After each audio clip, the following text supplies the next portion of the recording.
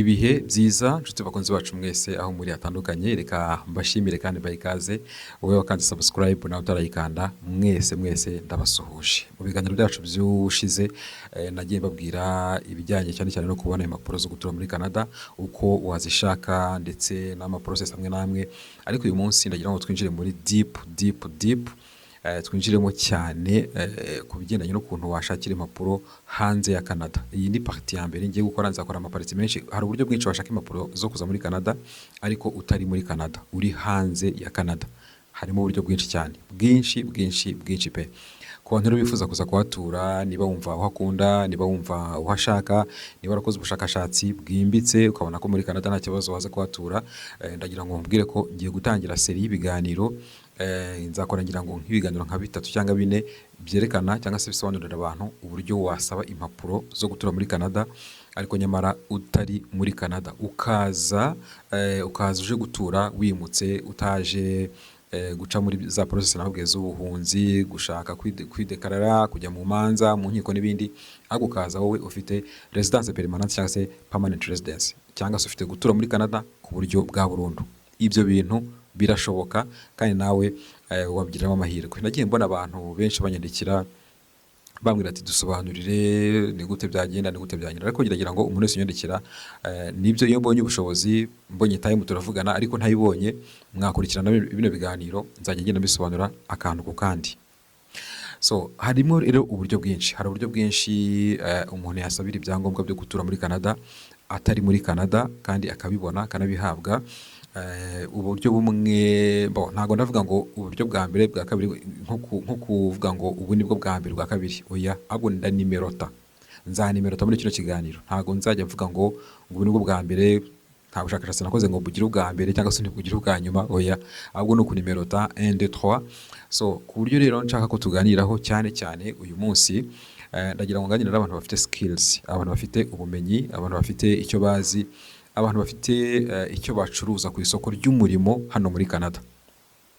Hano muri Canada haba uburyo bugeze nko kuri 3 bwo kuba umuntu yaza hano muri Canada aje gutura ku buryo bwa burundu. Uburyo bwa mbere byose ariko binyura mu kintu cyitwa express entry. Donc ni nk'ibyo bita green card muri Canada, I mean muri Amerika, biriya bya lottery, donc byo gutombora, birakubisibye ko muri Canada ho ntago ari nka kuriya, biratandukanye, biri completely different. Muri Canada kuri express entry yabo baba bakeneye abantu b'ubwoko butatu cyangwa se abantu b'uburyo butatu. Umuntu wa mbere ushobora gusaba ibyo bita express entry, cyangwa se umuntu ushobora gusaba kwimukira muri Canada anyuze muri express entry, ni umuntu ufite icyo bita Canadian Experience Class. Ni umuntu ufite experience ya Canada. Kino kintu ni ikintu gikomeye cyitwa Canadian Experience.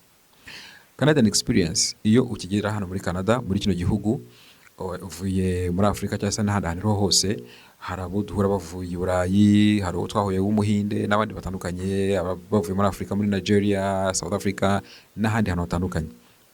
Iyo uje hano ufite masters, ufite licence, ufite whatever, ukaba ufite na CV nziza mu kazi wakoze cyangwa se mu mashuri wize, wakoreye wenda ama ONG, wakoreye leta, wagize gute, ibyo bintu byose iyo bikoreye hanze ya Canada, inshuti yanjye, ntago navuga ngo biba zero, ariko ntago biba considere ku isoko ry'umurimo. Tuvuge wenda niba mu gihugu wari utuyemo cyangwa se mu gihugu urimo uri civil engineer, uri umwubatsi, cyangwa se uri urban planner engineer nkanjye, cyangwa se uri umunyamakuru, cyangwa se ufite akazi akariko kose waba warakoraga, ukaba ufitemo experience, wakoze mu karere, wakoze muri ministeri, wari umuconsultant, ibyo bintu byose, iyo experience yo hanze ya Canada hano ntago ikunda gukorwa, ntago ikunda kubarwa, donc ntago hano bayiconsidera cyane. Impamvu batayiconsidera ntago nyizi, ariko uko ntekereza baba batekereza bavuga ati umuntu w'ibyo barakoze muri Canada, uzi imikorere yacu, uzi ibyo twanga, uzi ibyo dukunda, uzi systeme y'akazi hano muri Canada, uyu nguyu twamuha amahirwe. Umuntu rero udafite experience yo muri Canada, ibyo bita Canadian Experience, biba bigoye cyane yize muri Canada kuba yabona akazi. Nibwo usanga nyine umuntu yari nk'umudokiteri, umuntu yari nk'umucivil engineer, yari umuganga, ariko yagera hano kubera ko atigeze bikora muri Canada, akajya ku kazi ko hasi rwose, hasi cyane.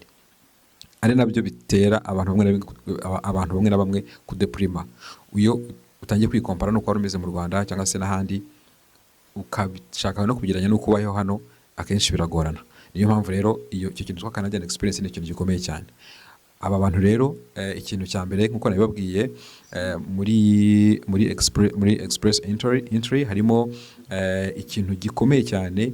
Ni ukuvuga ngo muri Canadian Express class ni umukozi ufite skills ariko akaba anafite Canadian experience, cyangwa se yarakoze muri Canada, cyangwa se yarakoze reka mbaye nk'urugero. Ushobora nko kuba uri hano muri Canada, ntago uri impunzi, wenda waje kwiga, ariko ugeze hano mu myaka wamaze urimo kwiga, ariko wimazemo no gukora amasaha yawe. Ni ukuvuga ngo ugiye gukora amasaha umaze nk'imyaka 2 cyangwa 3, hari amasaha bareba bakavuga ati uyu muntu dukurikije experience afite yo gukora muri Canada ashobora kubona permanent residence.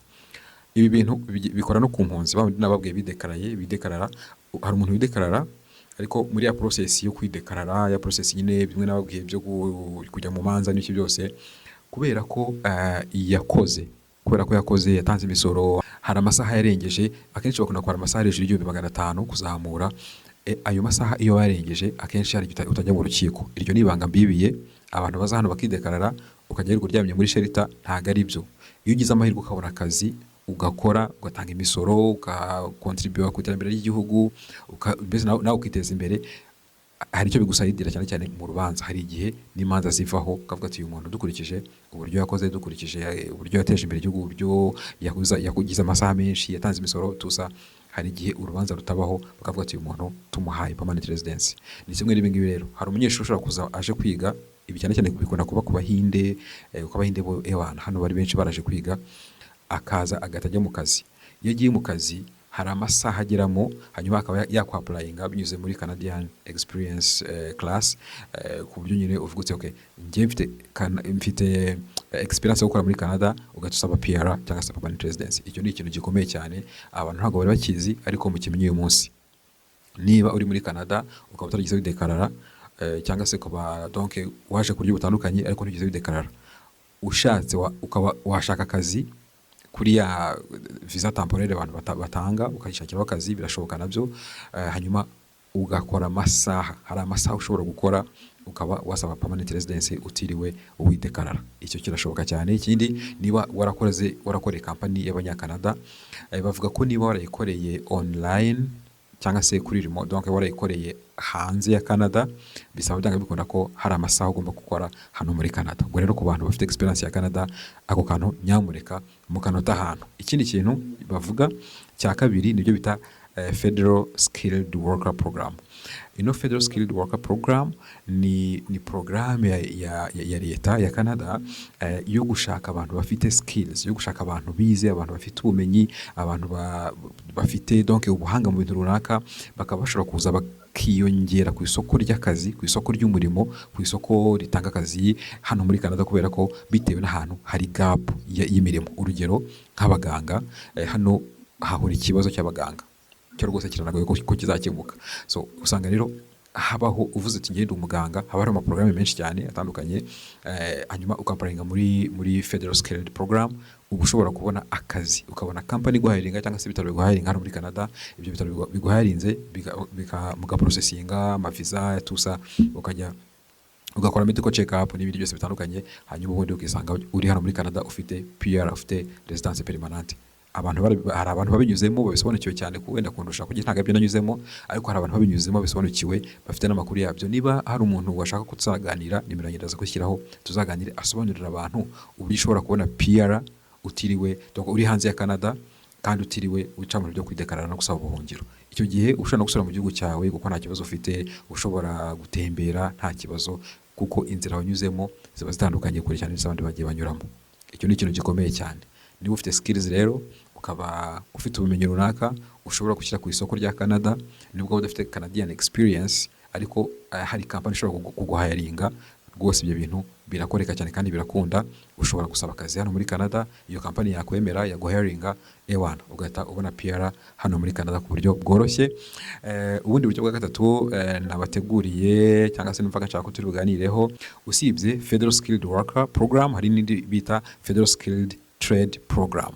Iyo uvuze ngo Federal Skilled Trades Program, ubundi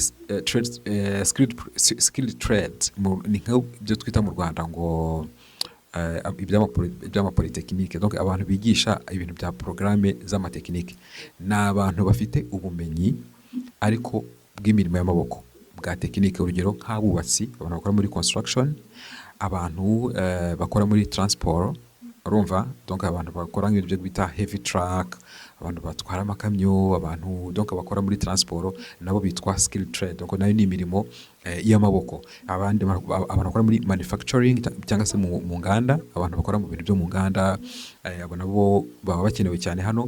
N'abandi bantu bakora mu cyo bita natural resource and agriculture, abantu bakora mu buhinzi ndetse no kubungabunga ibidukikije. Mujya mwumva abantu bajya gukora ahantu bita mu biti n'ahandi hantu hatandukanye, bari bose nabo bita skilled trades. Donc baba bafite ubumenyi ariko bugendanye n'imirimo y'amaboko. Abo nabo rero hano baba bakenewe cyane. Haba hariho amaporogaramu atandukanye abantu bashobora kuapurayingamo banyuze donc bashobora kunyura muri izo porogaramu bakapurayinga kuri bino bintu. Ikindi, izo porogaramu mbabwira akenshi ziba ziri provincial, donc ni porogaramu ziba ziri ku rwego rwa province, kuko hano province za hano ziba zigenga. Ushobora gusanga ngira ngo ndaza kubaha link muri comment muze kureba. Ni link iraza kubafasha kureba iyi mirimo iri ku isoko mu zihe province, ese ho bigenda gute. Ibyo ni ibintu bikomeye kandi abantu nyine mugomba gusobanukirwa. Iyi mirimo nge ubumenyi mfite, tuvuge niba wenda uri umunasi ufite lisansi muri nursing, ubwo bumenyi ufite niba ushaka kwimukira muri Canada, ni iyihe province iwukeneye? Kuko ushobora kuvuga ngo Canada muri rusange, ariko ntago bikunda. Hano hakora province. Ushobora kuvuga wenda ushobora gusanga ari province wenda ya Vancouver, BC, ushobora gusanga ari Manitoba, ushobora gusanga ari Ontario, ushobora gusanga ari Quebec cyangwa se n'ahandi hose. Wowe iyo ushyizemo ntuza yawe, ushyizemo skills zawe cyangwa se ushyizemo ibyo wize, ubumenyi bwawe, uhita ubona neza ahantu bikeneye, ukabona amakampani ari guhayiringa, ukabona ahantu donc wanyurira kugira ngo applying. Iyo umaze kuba hired, iyo umaze kubona akazi, nibwo ba process yawe y'ukuntu ushobora kwimukira muri Canada, ukabazana n'umuryango wawe n'abana bawe n'inshuti zawe, wowe n'abana bawe n'umugabo wawe cyangwa se n'umudamu wawe, nuvuga wowe n'umuryango wawe. Ibyo rero ni ibintu uyu munsi nagira ngo baganirizeho. Niba rwose ufite skills runaka, ukaba ufite skills mu kintu cyaba kiri ku isoko hano muri Canada, birashoboka rwose ko waza. Ikiri kandi niba ufite n'ubumenyi muri trade skills, ngira ngo nibyo bita mu Rwanda izi kaminuza za polytechnique. Urabona ibyo bintu abantu biga muri polytechnique, amashanyarazi, ubwubatsi, donc ibintu nk'ibyo bisaba imirimo y'amaboko. Ni ibintu hano naho biri ku isoko cyane ko na leta yamubije amafaranga menshi cyane yaha amashuri, amakaminuza kugira ngo bigishemo donc ibyo bita skilled trades. Ni ibintu bikomeye hano bishakishwa, biri ku isoko. Niba rero bigufashije, ndagira nkubwire ngo ikindi kintu gikomeye kindi ugomba kumenya nuko hari ubundi buryo bundi usibye bwo kunyura muri express entry nk'uko nabibabwiye. Hari ubundi buryo bundi ushobora kunyuramo ubinyuze ku mafaranga, ku butunzi bwawe na investments zawe. Ibi ngibi nzabisobanura mu kiganiro cyacu cy'ubutaha. Uyu munsi reka dusoreze aha ngaha. Mukomeze mugire ibihe byiza, ndabakunda cyane. Bye bye.